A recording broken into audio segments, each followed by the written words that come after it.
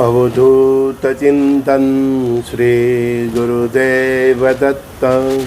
श्री गुरुदेव दत्त। श्री गुरुदेव दत्त। ओम शिव आदि शिव महाशिव सदा शिव शंकरा नमः।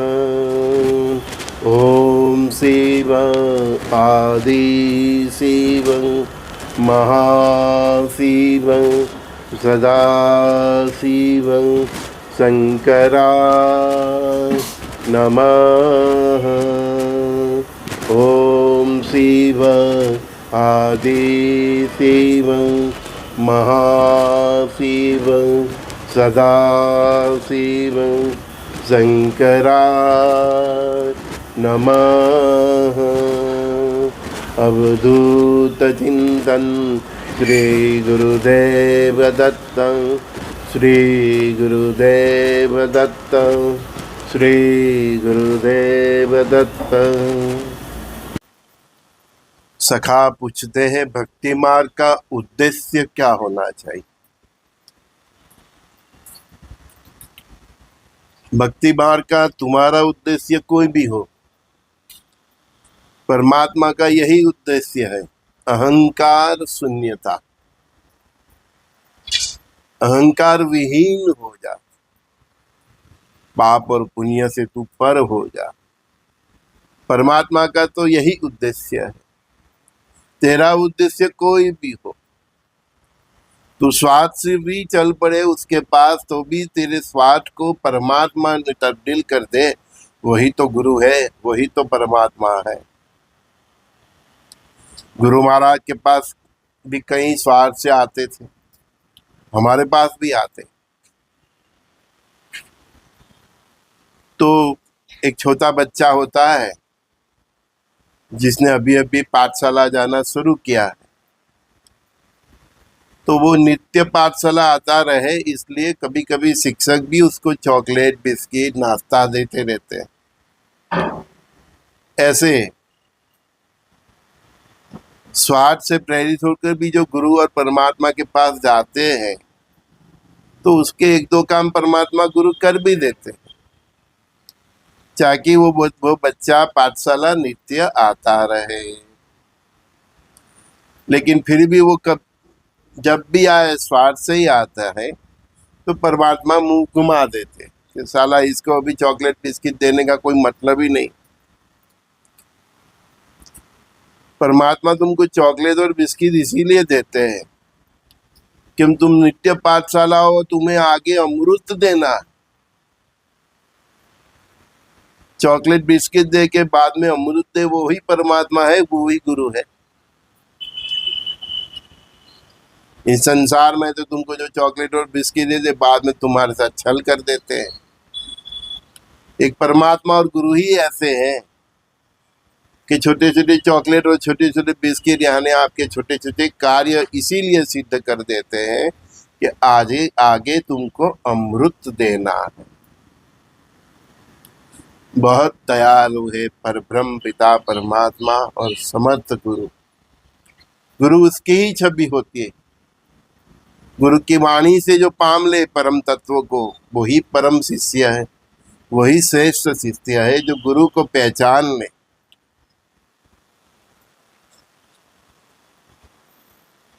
एक बंदा मुझे 2-3 बार पूछा, अभी भी पूछता है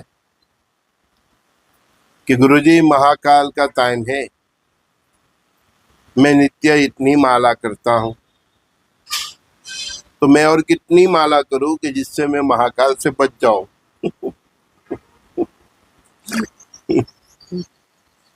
देखो, सनातनी है, हिंदू है, फिर भी परब्रह्म परमात्मा की इतनी भी पहचान नहीं। चलो, तुमको इतना तो एहसास है कि महाकाल का तांडव चल रहा है। परमात्मा ने भी तुझे कुछ चॉकलेट और बिस्किट तो दी होगी। तुझे अमृत पाना है तो तेरे हृदय में अमृत बहना चाहिए। जब तक हृदय से अमृत की धारा नहीं बहती, कितनी माला करो इम्पोर्टेंट होता ही नहीं। जिस दिन से हृदय से अमृत की धारा बहने लगती है,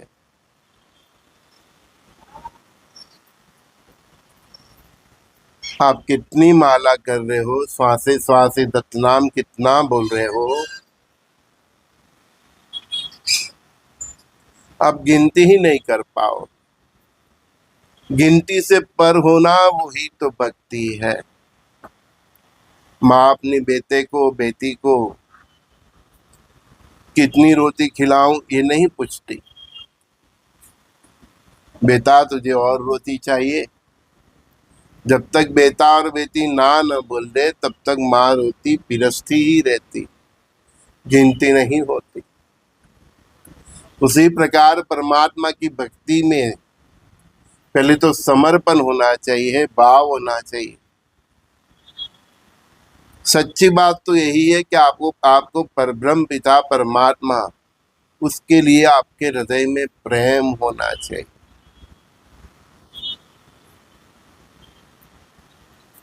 जिस दिन हृदय में भाव जागृत हो गया, हम संसारिक प्यार में तो बहुत कुछ करने के लिए तत्पर रहते हैं, अपनी महबूबा से, अपने महबूब से। जिस दिन आपके हृदय में प्यार जागृत हो गया पर ब्रह्म पिता परमात्मा के लिए और उसके बनाए हुए सभी अंश के लिए, जड़ चेतन सभी के लिए, आपके जीवन से कैलकुलेशन ही खत्म हो जाएगा, गिनती ही खत्म हो जाएगी, अहंकार शून्य हो जाओगे। जो भी व्यक्ति तुम्हें मिलना आता है उसमें खुद के ही आत्मा राम को देखोगे कि मुझ में और उसमें एक ही आत्मा है, एक ही परब्रह्म पिता का अंश है।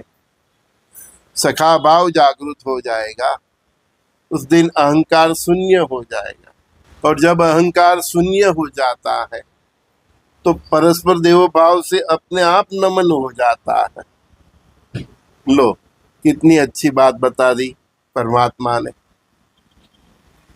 जिस दिन सखा भाव जागृत हो जाता है, आपके भीतर जो परब्रह्म पिता का अंश है आत्मा स्वरूप में, वही सामने वाले नर और नारी में है, पशु में है और जीव में है, उसका एहसास होने लगे, ये भाव जागृत होने लगे, उस दिन अहंकार ही खत्म हो जाएगा। तो जब अहंकार शून्य हो जाता है व्यक्ति, तो परस्पर देव भाव से उसका नमन अपने आप ही हो जाता है, ऑटोमेटिक ही हो जाता है। और वो बंदा कब वसुदेव कुटुंबकम को भाव पे चल पड़ता है उसको भी मालूम नहीं, क्योंकि वो खुद का तो अस्तित्व ही खत्म कर देना, वही तो अहंकार शून्यता है। मैं क्या बोलता हूँ कि संजय तो कभी का मिल गया परब्रह्म परमात्मा। ये जो बोलता है वो भी वही है, खुद को भूल जाना, खुद को मिटा देना। भूल जाने की कोशिश नहीं करनी, वो अवस्था को प्राप्त करना कि खुद को ही व्यक्ति भूल जाता है। खाना पीना तो बहुत दूर की बात रही।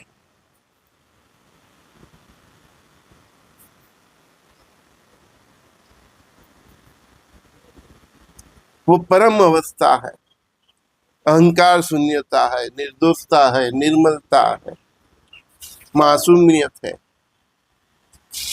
प्यार के आप फिर स्रोत बन जाते हो। हमें और आपको वो प्यार का स्रोत बनना। ये गली गली नुक्कड़ में हिंदी फिल्मों की तरह प्यार ढूंढना नहीं, हमें प्यार का स्रोत बनना है कि लोगों को हमारे प्रति भाव जागृत हो, दुष्ट से दुष्ट व्यक्ति को भी आपके लिए प्यार जागृत हो। वैसे हमें परमात्मा का स्रोत बनना है। परमात्मा यही चाहते हैं कि तू खुद को भूल जाए और खुद को जान ले। खुद को भूल जाना मतलब मैं, ये मैं से पर हो जाना, और खुद को जान लेना कि वो तू वही परम पिता का अंश है। तेरी कनेक्टिविटी उसके साथ स्थापित करना,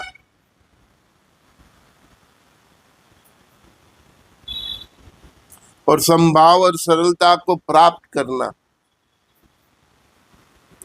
यही तो भक्ति की उच्च अवस्था है। वो उच्च अवस्था यहाँ तक है कि वो मोक्ष की भी उसको कोई इच्छा नहीं रहती, इच्छाओं से पर हो जाना, उसको कुछ चाहिए ही नहीं। परमात्मा ही देते हैं उसको, जो देते हैं वो कभी इच्छा ही नहीं करता। उसके चेले चपाते, उसको मानने वाले, नहीं मानने वाले, सब दे जाते हैं। वो भी दृष्टि करता है, फिर बात देता है। जीवन निर्माण के लिए क्या चाहिए उसको? 2 टाइम रोटी, 2 वस्त्र चाहिए, एक धोती, एक साल, एक माथे पे टोपी, और क्या चाहिए? नित्य पूजा पाठ करता है, हवन करता है, तो उसकी भी व्यवस्था परमात्मा कर देते हैं। फिर ऐसे ही व्यक्ति ऋषि मुनि बनते हैं, आश्रम बनाते हैं, गौशाला खोलते हैं, प्रार्थनाशाला बनाते हैं। आश्रम भी ऐसी ही व्यवस्था है जैसे हम पक्षी को चन्न देते हैं। पशु पंखी आते हैं ना हमारे घर पे, आंगन में, कहीं पे भी, हम चौराहे पे जाके चन्न देते हैं। तो आश्रम यही व्यवस्था है, हर जीव को वो चन्न देते हैं।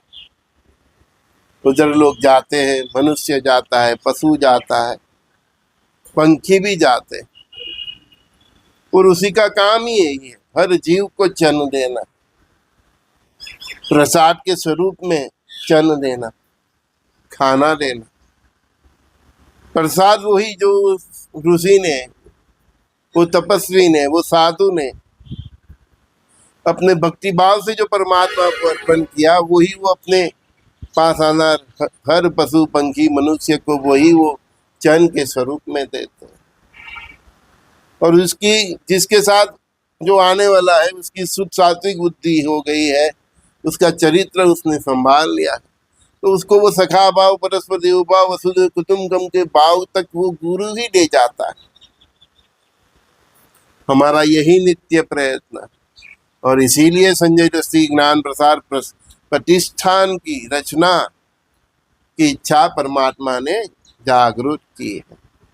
बोले बेटे एक आश्रम जैसा बनाओ, जहाँ ऐसे पशु पंक्षी और मनुष्य आए, प्रसाद प्राप्त करें।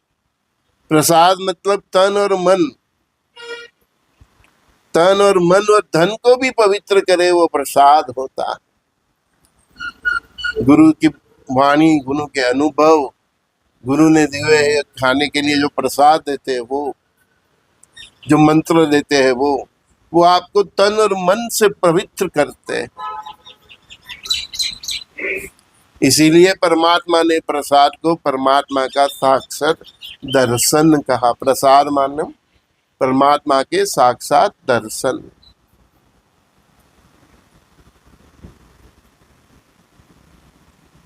यहाँ तक जाना है तो बस अहंकार शून्य बनिए, भक्ति कीजिए, भाव से कीजिए। पहले ये तो समझ लीजिए कि तू और वो एक ही है, तेरे पास आने वाला भी सब तू ही है, सब में तेरी छवि दिखने लगे, परमात्मा और तेरे में एकरूपता दिखने लगे, तो शुद्ध सात्विकता, चरित्रता अपने आप सिद्ध हो जाती, सखा भाव अपने आप प्रज्वलित हो जाता है। और जब सखा भाव प्रज्वलित हो जाता है, अहंकार शून्यता से, फिर परस्पर देव भाव से हर जीव के लिए, हर आत्मा के लिए तुम्हारा नमन हो जाता है, और फिर तुम कम वसुदेव कुटुंबकम के भाव तक चल पड़े, मालूम ही नहीं पड़े। और एक दिन वही राम कृष्ण शंकर हनुमान श्री गुरुदेव दत्तात्रेय भगवान अपने किसी भी स्वरूप में तुम्हारे हमें सामने प्रत्यक्ष होते हैं, दर्शन देते हैं, आगे का मार्ग चिन्हते हैं। तू योगर भोग से पर था, तू योग और भोग से पर तू था, बस तू योग और भोग से पर था। ऐसी अवस्था प्राप्त कर जा, तू और वो ही है। ऐसी अवस्था प्राप्त कर जा, तू और वो ही रहे।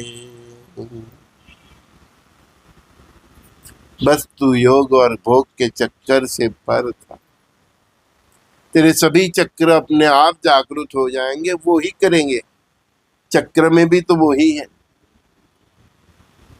गुरु और परमात्मा आपके भीतर बीज स्वरूप में भक्ति डाल देते हैं। फिर आपका चरित्र देख के, अनुभव देख के वो बीज का वटवृक्ष कितना बनाना वो परमात्मा और गुरु तय करते हैं। बस तू केवल अहंकार शून्यता को प्राप्त कर, सात्विकता जीने की कोशिश कर, अपना चरित्र संभालने की कोशिश कर। बाकी की सभी गति पर ब्रह्म पिता परमात्मा और गुरु के ऊपर छोड़ दे। कृष्णम वंदे जगत गुरु। संजय दस्ती का सभी दोस्तों, भाइयों बहनों को प्रातःकाल के सत्संग में बहुत बहुत प्यार।